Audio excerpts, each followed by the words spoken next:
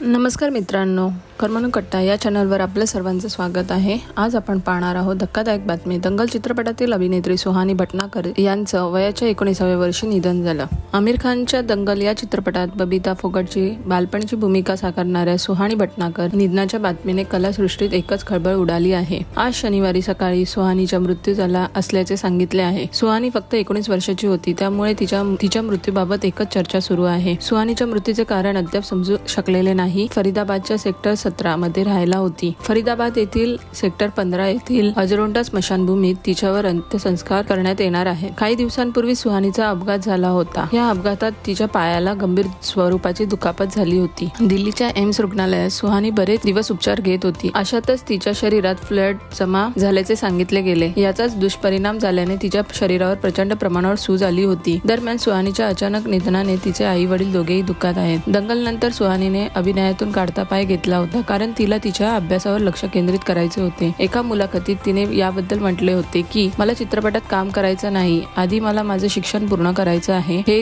तिचे ध्येय होते। 2016 मध्ये दंगल हा चित्रपट प्रेक्षकांच्या भेटीला आला होता। झायरा वसीम आणि सुहानी भटनागर यांनी गीता आणि बबिता यांच्या लहानपणीच्या भूमिका साकारल्या होत्या। झायरा हिनेही चित्रपटात काम करणार नसल्याचे तेव्हा जाहीर केले होते। त्यानंतर तिला ट्रोलही करण्यात आले होते। तर सुहानी ही सोशल मीडियावर सक्रिय असलेली पाहायला मिळाली होती। लहान असल्यापासूनच सुहानीला चित्रपटांचे आकर्षण होते, पण आधी शिक्षण पूर्ण व्हावे यासाठी तिने दंगल नंतर कुठलाही प्रोजेक्ट स्वीकारण्याचे नाकारले होते। पण आता अवघ्या 19व्या वर्षाच्या सुहानीचा मृत्यू झाला अशी बातमी मनाला चटका लावून गेली आहे। तिच्या मृत्यूचे नेमके कारण काय आहे याबाबत लवकरच माहिती देण्यात येईल। धन्यवाद।